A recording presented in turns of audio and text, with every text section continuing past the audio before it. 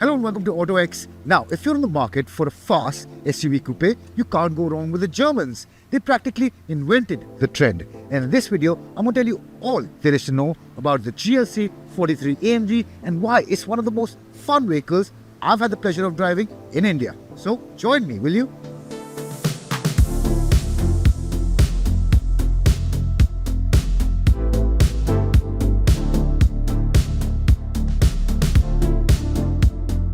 Now, the formula for designing an SUV coupe is simple but very easy to get wrong.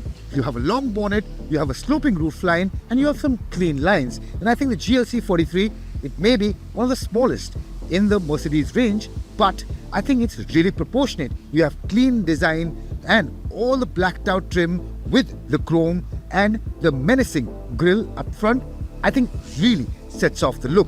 As I mentioned, you get a large gaping grille at the back and you get blacked out elements all over. And then you have Mercedes signature digital light, and these get 1 million pixels per headlight. Whatever it is, the throw from these headlights is fantastic. And you also get, of course, adaptive high beam. Then you also have topographic leveling. Basically what that means is if you go over a crest, you have high beams on, someone's coming from the other side, they'll switch to normal beams automatically. Basically all you have to do is sit back and you can be a good Samaritan. Then of course, moving back, one of the key highlights is definitely these 19-inch aluminium alloy wheels. These are aero efficient, they're damn good looking, and they also help in the performance of this vehicle.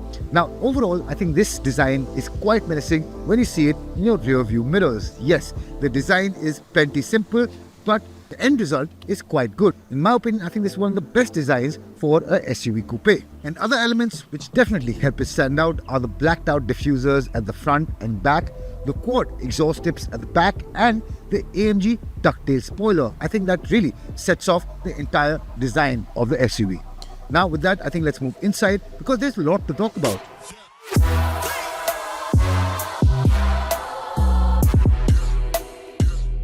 Now, of course, this is an AMG and the interior really says it all.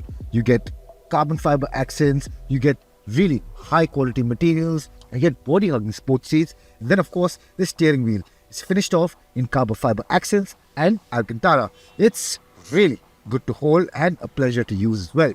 Now, of course, the tech highlights, it has to be the 12.3-inch instrument console. Now the graphics are pretty crisp, the information is easy to read, and whatever you need, whatever information you want, it's easy to find. And then right beside it, you have the 11.9-inch infotainment system. Like the instrument console, this also has high quality graphics, loads of tech, and all of it is easy to use and circumnavigate. I think the MBUX software has really come into its own and it's quite intuitive as well. Over that, some design highlights, definitely the carbon fiber accents, the jet style AC vents, the red stitching, the red seat belt, the body hugging sports seats with the red stitching, the AMG logo, all of it goes together really well.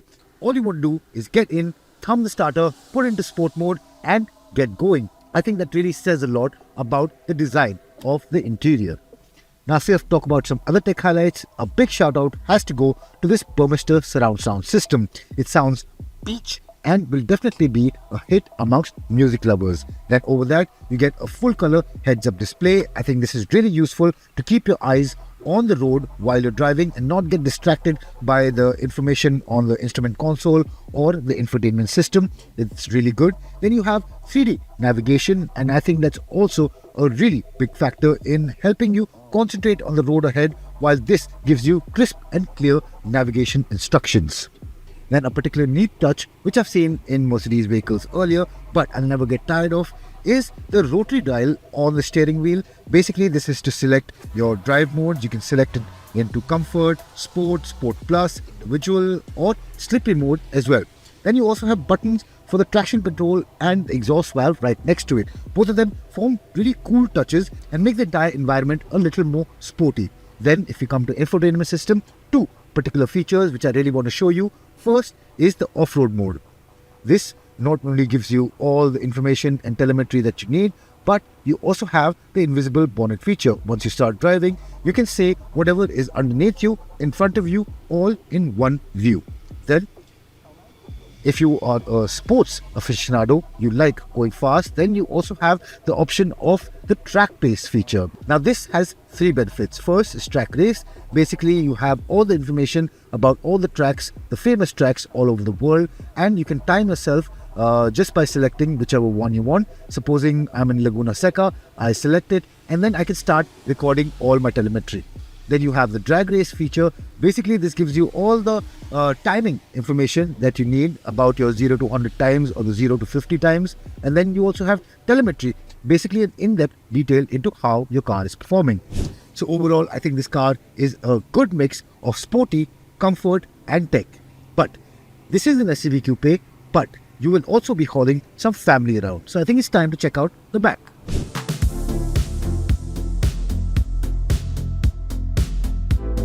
One reason why the GLC 43 really impressed me is because this is a fun and fast SUV coupe but doesn't compromise on space. Now my height is 5'6", and as you can see I have plenty of space all over for my knees, for my legs, for my head and for my shoulders. I have loads of room, and I think that will be the same for taller passengers as well.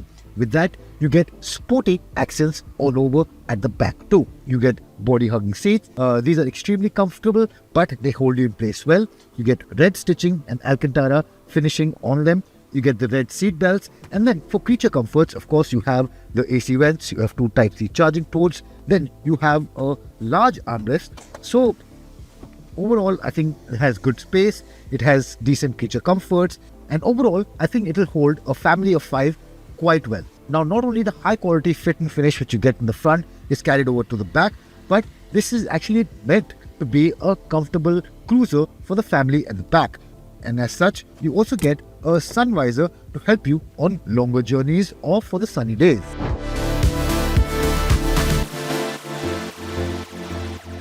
However, my only niggle would definitely have to be that the sunroof is a bit too small and concentrated at the front.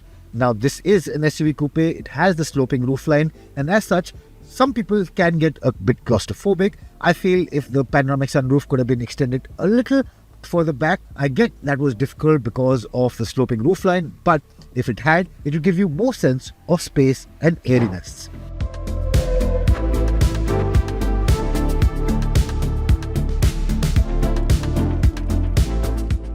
Alright, now let's talk about performance and let's get specifications out of the way.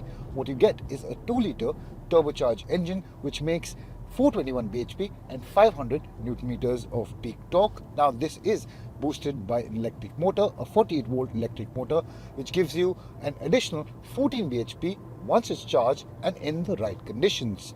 Now, if I have to speak about some more numbers, well, it can do 0 to 100 in 4.8 seconds, and it can go on to hit a top speed, an electronically limited top speed of 250 kilometers per hour. What I have to say about all these numbers is that it's decently fast. It's fun more than it feels fast. It's big and it's heavy, but it gives you the thrills and frills which some sports cars which really feel hunkered down cannot. It's big, it's moving around, and it has all the drama to keep you entertained. So if I have to give you an overview, the performance from this motor is quite addictive.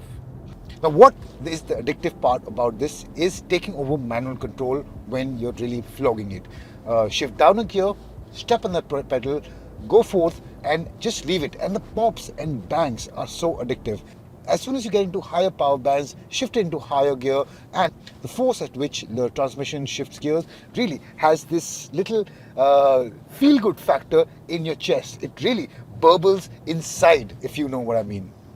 Now all that torque from the ICE engine and the boost which you get from the electric motor, well, those are really the name of the game here. Those are which give you all the thrills. Now it gets a 9-speed automatic transmission, and I think it's well spaced out and keeps you in the right gear at the right time and always in the right power band. I think that the combination of the electric motor, the well-tuned ICE engine and the well-tuned transmission, I think all of them go into the making of a fun little vehicle. Yes, I think the weight of the vehicle is definitely its biggest hindrance, but all that power and the way it delivers that power is what helps you get over that a lot quicker. Yes, the engine and the transmission do work well in conjecture, but when it comes to taking over manual control and you're really flogging it, you want higher RPM in lower gears, I think the system is a little too sensitive for that. It keeps switching me back to automatic shifting mode, and if I leave a manual gear for too long, it switches automatically, which can be a pain because it also upshifts during that. But overall, this is a niggle, and most of the people will definitely stick to automatic control. But for those who want a bit of manual control and fun, I think that can be a bit of an annoyance. With that, you also get multiple drive modes. Sport Plus and Race are the ones you'd be in when it's all about performance. Those are the ones which keep you in the right power band at most of the time. But a special shout out has to go to the fact that this car has the ability to become a lot sedate once you plonk it into comfort mode. Yes, it has the performance to keep you engaged most of the time, but if you just want to cruise all day long, if you have miles to cover, I think comfort mode does a good job in giving it long highway legs and also making it a bit more sedate for your everyday needs too. Now, as fun as this vehicle is to drive past, I think handling is pretty good as well. It's taut and it's stiff, but not too overly stiff. I think it does a good job in ironing out bad roads whenever you come across it. And of course, really bad roads will catch it out, but I think everyday situations is what it deals with perfectly. As I mentioned, I think fast SUVs are the way to go in India. But a fast SUV coupe not just gives you the style, but also the performance that you're looking for. Now this gets two very special functions which obviously aid in performance. The first is its AMG ride control. Now this also helps you alternate between a sedate driving style, basically comfortable and soft in comfort mode, and once you get into Sport Plus or Race mode, it stiffens it up. It really tautens up the handling and gives you the control that you want. Not only control, but also confidence, because this helps you build confidence quite easily with its all-wheel drive 4MATIC system. Now, because I said all-wheel drive, you might be thinking that it may not be that agile, but this also gets rear axle steering, and that goes a long way in helping this be as agile as possible. Now, when I got it onto twisty roads today and it was raining, now not only did it help keep me in control, but it was sharp enough that I could really point and shoot this vehicle in any direction I want. Yes, it is taut and firm when you want it to be. When you're honing around, I think it plays along with you. It keeps you in control, and that's what it does well. It is an AMG after all, and it's tuned very, very well, just like the engine is. And the handling and the performance, both in conjunction, is what gives you the thrills and the drama that you need. But that's not to say that it's not comfortable in everyday driving conditions. Of course, with AMG ride control, as stiff as it can be as comfortable. Now, not as comfortable as maybe its luxurious sedans, but comfortable enough to do your everyday grinds, to keep you in control in bad roads generally, and just poodle around town without the care of maybe speed bumps or really bad potholes, because it really does iron them out really, really well. So, from this review, you might have gathered that I'm fanboying a little about this vehicle, but it is such a fun vehicle. Now, if you want a fast car in India, SUV is the way to go. Throw in coupe styling and it goes as fast as it looks. Now, if you want an SUV coupe, I think the GLC 43 AMG is one of the best examples and one of the most fun I've had reviewing a car in a long, long time. Now, what I want from you is to tell me in the comment section down below which one would you rather have. Will it be this, or maybe something from the house of BMW? An X4M maybe? Tell me in the comment section down below.